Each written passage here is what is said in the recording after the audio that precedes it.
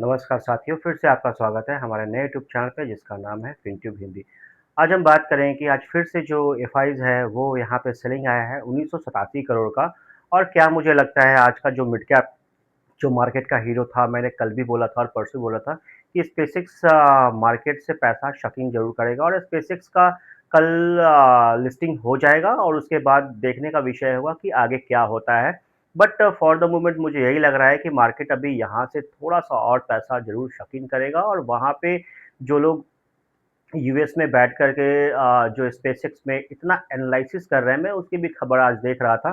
तो काफ़ी जो हिसाब से लग रहा था, जैसा मैंने कल ही बताया कि उसका एडजस्टमेंट भी कमिंग 3 मंथ्स, 6 मंथ्स में होगा। ऐसा नहीं हो सकता है कि स्पेसएक्स का आईपीओ आया, लोग पैसा लगा दिए और फिर उसको भूल गए। लोग प्रॉफ़िट बुक करेंगे, अगर लॉस में होंगे तो एवरेज करेंगे या जिनके अंदर पेशेंस नहीं होगा, वो वहाँ से पैसा निकाल के हटा लेंगे। अभी जो इंडिया का मार्केट लग रहा है, अभी उसके हिसाब से तो मेरे को यही लग रहा है कि पैसा ज़रूर शक इन करेगा स्पेसएक्स। और काफ़ी लोग ये भी बोल रहे थे कि कल अगर लिस्टिंग होगी तो अब तक जो निकलना होगा निकल गया होगा, लेकिन ऐसा नहीं है। अभी ये वॉलेटिलिटी मेरे हिसाब से बरकरार रहेगा और इंडिया विक्स भी आप देख रहे थे कैसे आज जाकर के वॉलेटाइल हो रहा था।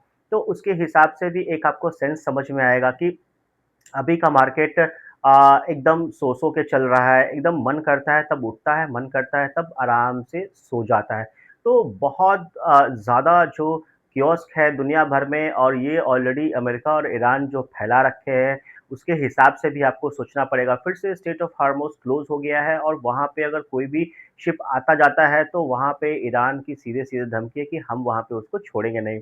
तो यहाँ भी स्पेसएक्स को लेकर के जो कियोस्क बढ़ रहा है कि स्पेसएक्स कहीं न कहीं अमेरिका में है और वो डोनाल्ड ट्रंप और एलन मस्क दोनों दोस्त हैं, तो उसको डिस्टर्ब करने का प्रयास ज़रूर किया जाएगा, जैसा कि हमने पहले भी बात किया था। इसके बीच में खबर आ रही है इंडियन गवर्नमेंट में भी कि जो अपना स्टॉक मार्केट है, उससे रिलेटेड जो 3 लॉ हैं, ए एक जो सेबी का है, सिक्योरिटीज़ है और डिपॉज़िटर लॉ है।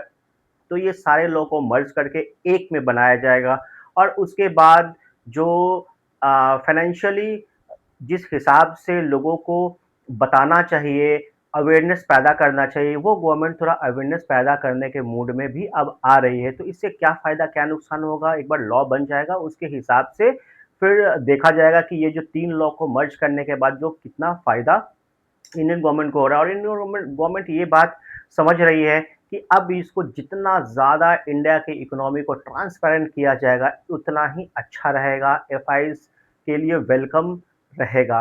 वो जो बात कर रहे थे हम लोग कि वहाँ से स्टॉक मार्केट को गिरा देते हैं और वहाँ से जो 30-40% गिरा देते हैं और वहाँ से फिर जब एफआईज़ को हम पेमेंट करेंगे, तो हमारा ऑलरेडी डॉलर कम खर्च देना पड़ेगा। तो उसके हिसाब से भी कि नहीं, ये तो बहुत गड़बड़ काम है जो लोग सजेशन दे रहे थे। फिर पता नहीं अगर वैसा सिचुएशन हो गया, जैसे कि चाइना में भी एक बार चाइना ने एफआईज़ का पैसा को निकालने के लिए रोक दिया था। उसके बाद आज तक लोगों को इनफैक्ट एफआईज़ को चाइना पे ट्रस्ट नहीं होता है। तो इंडिया ऐसा कंट्री नहीं है। इंडिया पे बहुत पूरी दुनिया भर के ट्रस्ट करती है, मतलब बेइंतहा ट्रस्ट करती है। तो हम लोग इस में बहुत सौभाग्यशाली लोग हैं कि हम पे लोग इतना भरोसा करते हैं और ऐसे जो उल्टे-पुल्टे जो सजेशन देते हैं उनको तो मतलब मैं क्या बोलूँ, कंप्लीट कुछ ना कुछ तो गवर्नमेंट के हिसाब से उन लोगों के ऊपर में ऐसा बोलना चाहिए कि हाँ, इस टाइप का सजेशन मार्केट में ना दिया जाए। अननेसेसरी पैनिक क्रिएट करवाने का कुछ जो सजेशन है वो बिल्कुल मार्केट को शोभा नहीं, और ये हर वक्त होता है, हर बार होता है। 2008 के मंदी में भी हुआ था, हर्षद मेहता स्कैम में भी हुआ था और जितनी बार जब इंडिया में जब इकोनॉमी कोलैप्स करती है, स्टॉक मार्केट जब बुरा दिन आता है, तो ये सब खबरें चलने लगती है, ये सब कॉमन बात है। इस पे ध्यान देने के बजाय यही है कि बेयर मार्केट में आप टिके रहें, आप अपना अर्निंग बढ़ाएँ और यहाँ पे अच्छे शेयर का जो मेला लगा है, मैं हर वक़्त बोलता हूँ, बेयर मार्केट में अच्छे शेयर का मेला लगा है, उस मेले में आप पार्टिसिपेट कर जाएँ। अगर उल्टे-पुल्टे भाव में आप बुरे फँसे हुए हो किसी भी दूसरे शेयर में, तो ये बेस्ट टाइम होता है क्योंकि हर शेयर आपको उतना ही डिस्काउंट में मिल रहा होता है। जैसे मान लीजिए कि आप किसी शेयर में फँस गए हो, 60% डाउन फ्रॉम द टॉप है, और अगर कोई बढ़िया share down from the top 30-40% है, तो वहाँ से एग्ज़िट लेकर के वहाँ पे शिफ्ट करने का इससे अच्छा मौका आपको नहीं मिलेगा। क्योंकि बेयर मार्केट में या बुल मार्केट में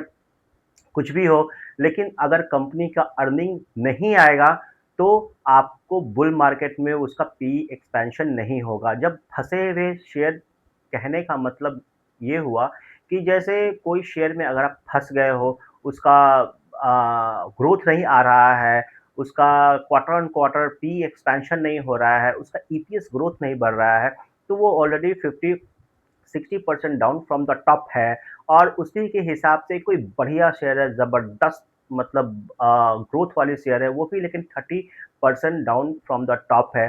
तो वहाँ से लॉस को बुक करके और जो बढ़िया शेयर है, उसमें आप शिफ्ट कर सकते हो और वो पैसा आपको जब बेयर मार्केट खत्म होगा और बुल मार्केट आएगा, तो वो कहाँ से कहाँ आपको पहुँचा देगा। लेकिन सेम पोज़ीशन पे वही शेयर जो आप लेकर के कुछ लोगों को बड़ा इमोशनल अटैचमेंट हो जाता है शेयर के साथ कि नहीं, नहीं मैं तो ये शेयर नहीं बेचूँगा, मैं तो मुझे बहुत इमोशनली कनेक्ट हूँ इस शेयर से।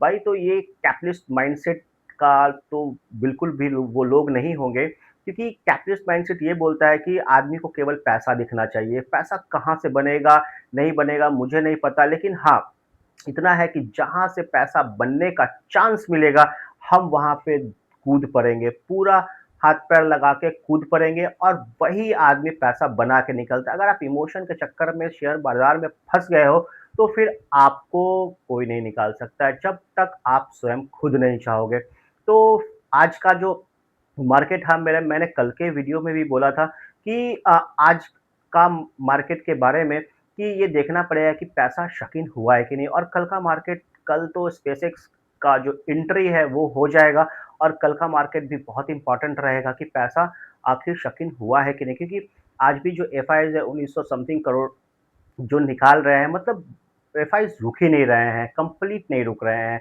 तो यहाँ से जो 5 ट्रिलियन का जो इकोनॉमी था, जो मोदी जी बोलते थे, अब पहुँच गया है 3.6 पे। तो अब देखने का विषय होगा कि अभी अगर इसी हिसाब से आगे 4-6 महीने, साल भर अगर चल गया, तो कितना बचेगा हमारा जो इंडियन मार्केट है, उसका क्या होगा?